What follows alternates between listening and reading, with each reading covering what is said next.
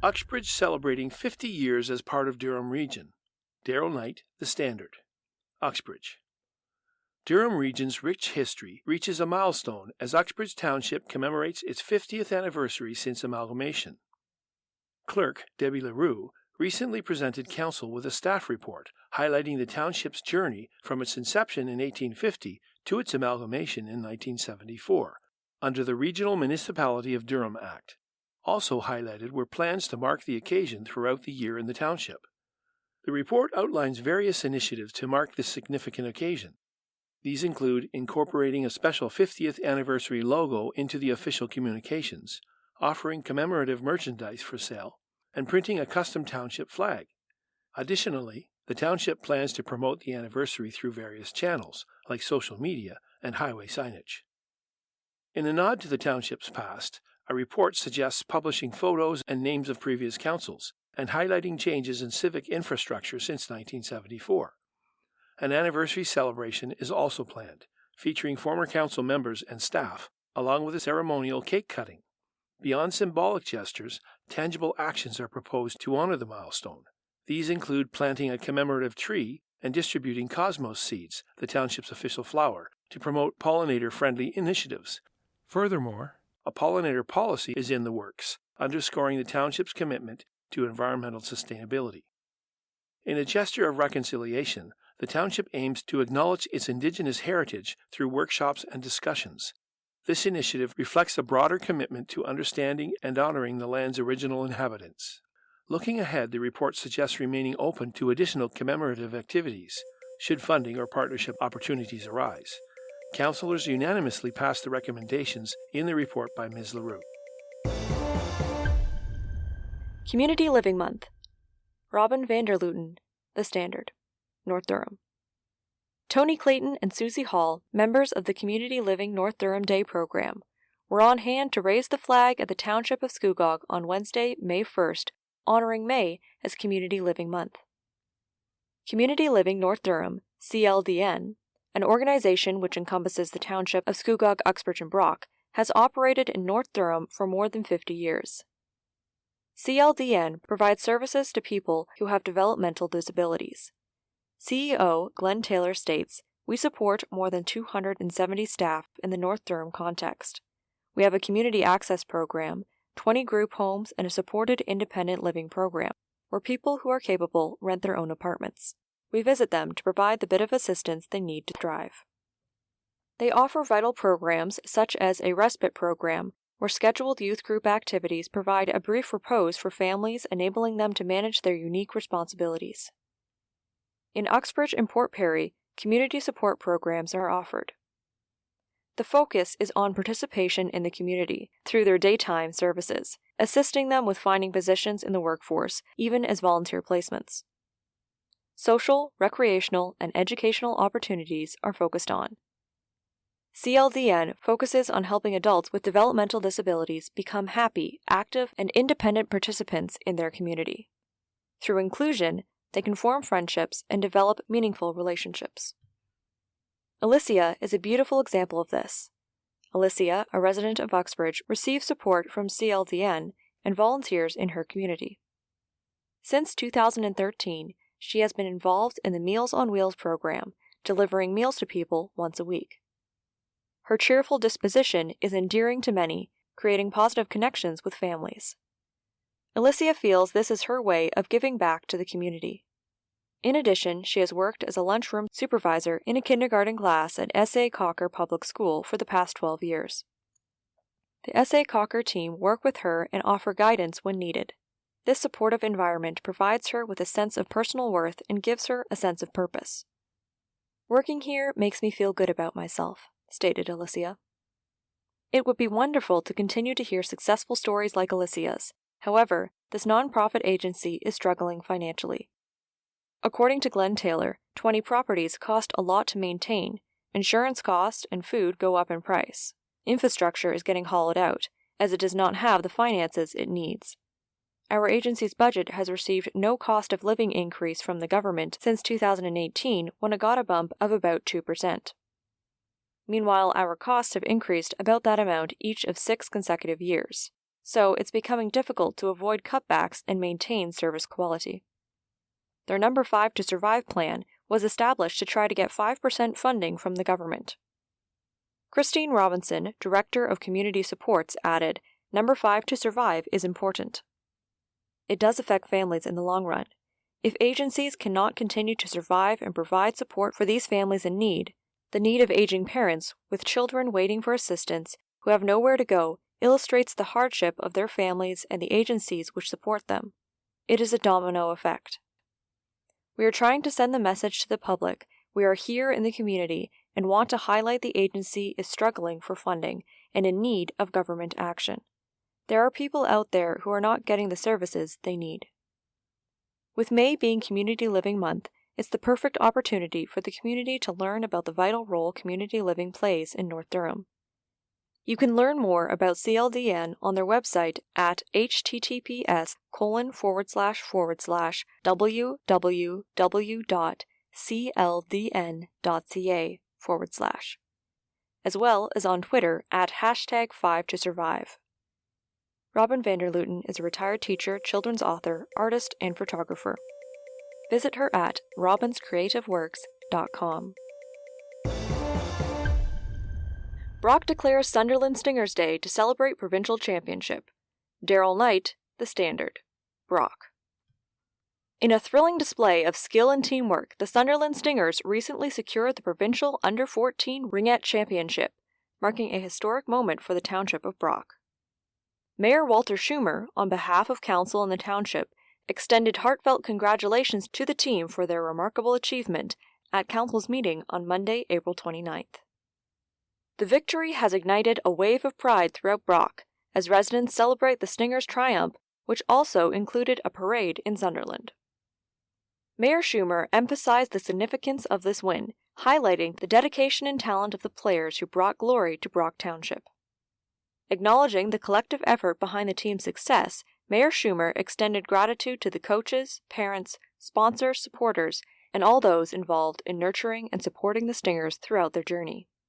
Their unwavering commitment played a pivotal role in shaping the team's journey to victory. In honor of their outstanding accomplishment, Monday, April 29, 2024, was officially proclaimed as Sunderland Stingers Day, a testament to the team's enduring legacy within the community. The proclamation serves as a symbol of appreciation for the Stingers' hard work and dedication, inspiring future generations of athletes in Brock Township and beyond. Kawartha Lakes First Nations communities distance themselves from Kawartha Lakes First Nation.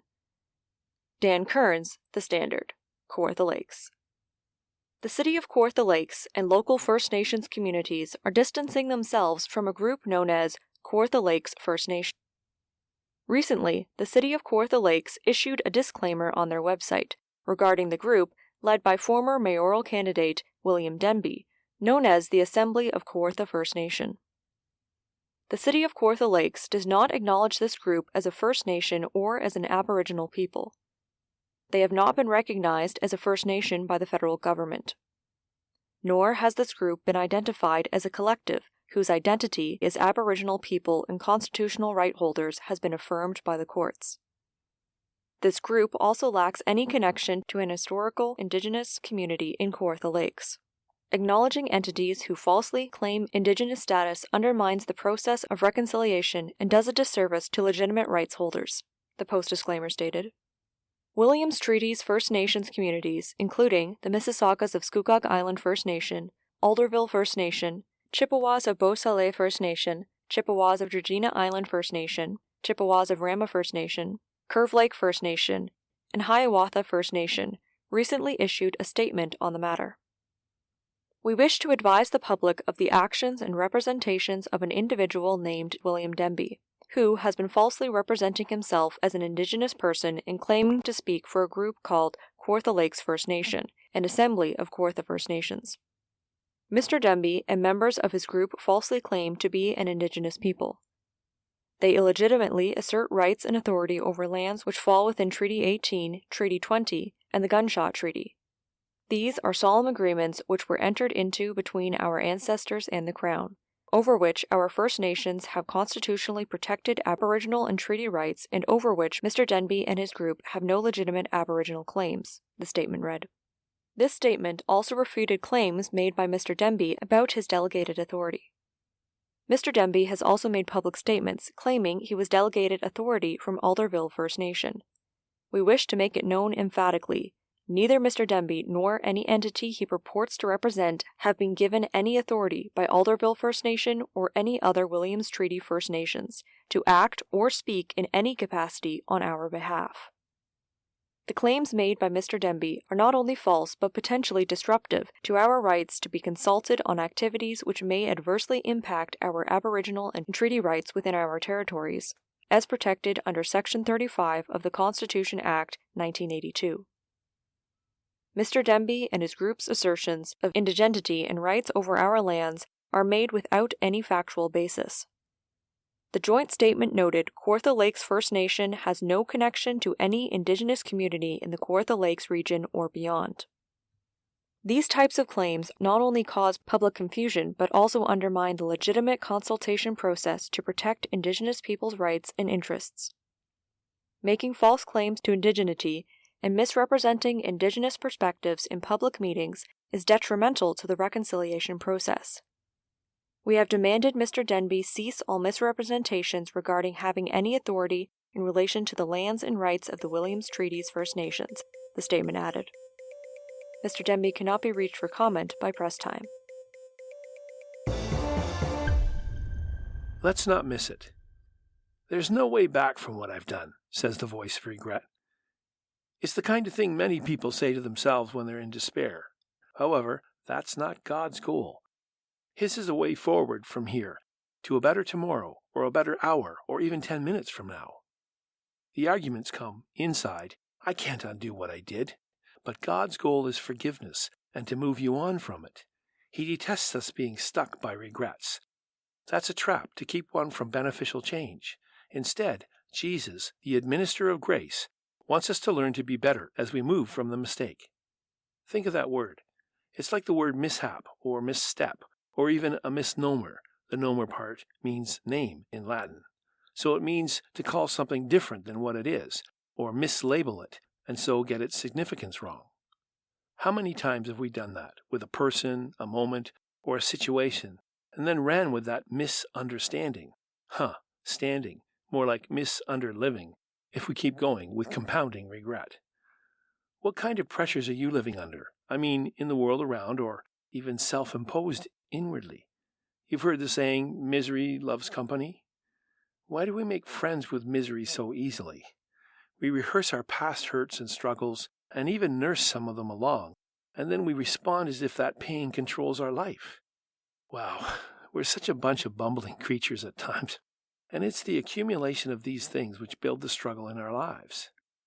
So many of us remanufacture hurtful memories, as if we are embracing an intimidating acquaintance to take with us into our next day.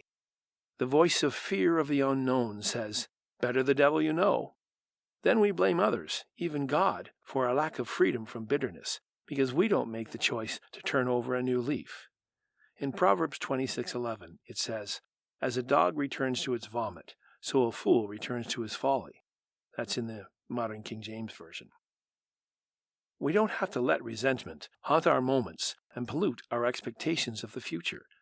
Jesus has an answer, a very generous and kind one. It's called forgiveness. Just so you know, it's for ourselves too. It's not just what we give others. It's a faculty Jesus has in abundance, and it functions by grace. That's His ability to give us the good we clearly don't deserve in our self-preoccupied lives. His way of curing us of emotional pack-ratism. God desires to give us second chances, not like we give with a track record tacked on in case someone blows it again. That's looking to say, all right, they'll never change, so why should I keep hoping for life to be better? It's just too hard to do, too much hassle. The fact is, you make mistakes. I do. We all do. We aren't flawless. So if we accept that going forward, it removes much of the confusion and pointing of fingers. Things don't have to be perfect to be better than yesterday anyway. That's a more realistic take on things instead of a mistake or misstep. In a better light, we can see things more clearly and even be lighter on those around us. As if any one of us knows what perfect is anyhow. We only imagine what we want and call that perfect. Now that's a mistake. Instead, with God's grace helping us, we can start living where we're actually at, in our moments today, instead of the resentment or regrets about yesterday, in a time past. An old Italian carpenter I apprenticed with many years ago used to come up to me when I was getting impatient and say, "Take it easy, inch by inch." For those of you who don't understand Italian when I just said it, that's take it easy, inch by inch. Besides anything I've read in the Bible, that's the best piece of advice I've ever received from someone in life. Thanks, Tony DiGiorgio. You're a godsend. If we recognize today for what it is, that'll no longer be a misnomer. Today will be today anyway, not yesterday or even tomorrow, so why live out of sync? Jesus said, "So then, do not worry about tomorrow, for tomorrow will worry about itself. Today has enough trouble of its own." That's in Matthew 6:34 in the New English Translation. Sounds like a small enough piece of advice to get our minds around, a bit more manageable. Pretty practical for Almighty God. Who'd have thunk? There's an old cartoon commercial for Bits and Bites snack. If you don't remember, this snack had lots of different shaped things mixed in the box. In the commercial, the character reached into the box to grab some of the snack, and when he pulled it out, he said, "Next handful, a whole new ball game." The idea being change is guaranteed. Things are different than we expect, so let's look forward to that and recognize the good waiting in it. With that understanding, we can invest ourselves there in our moments.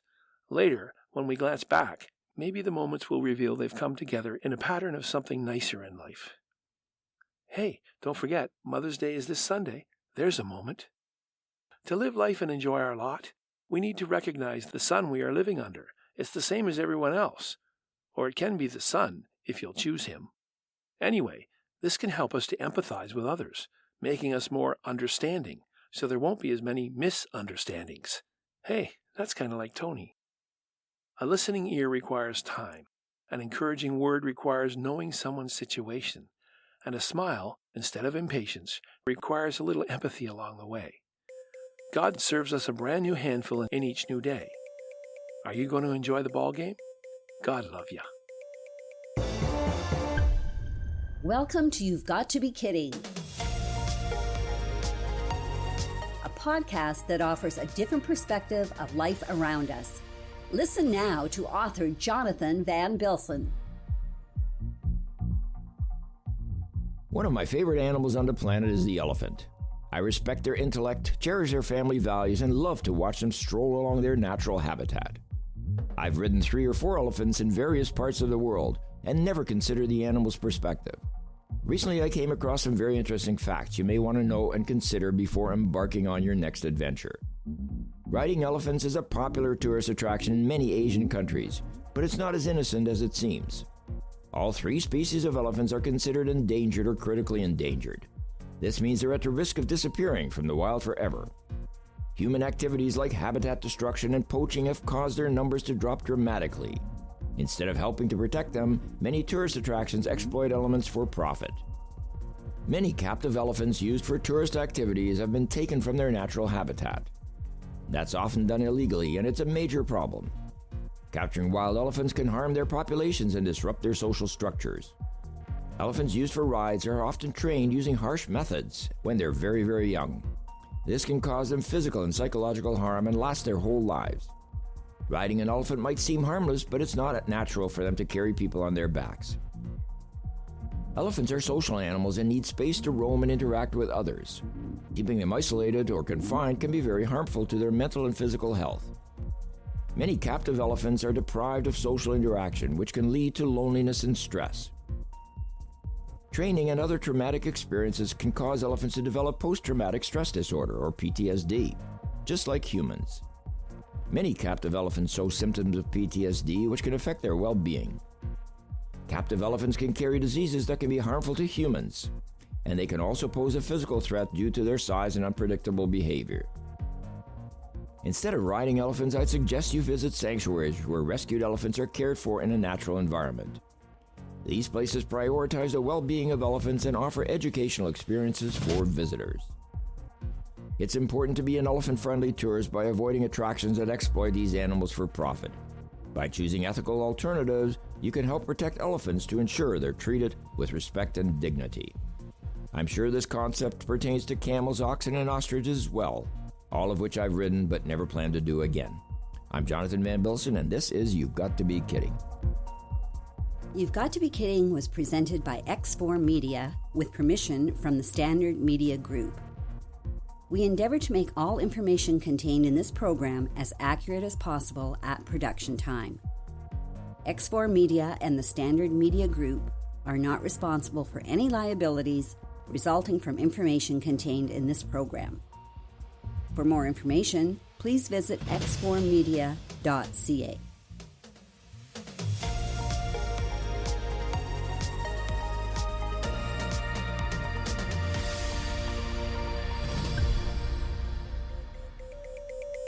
The Standard Podcast was produced by Greenstream Studio for the Standard newspaper.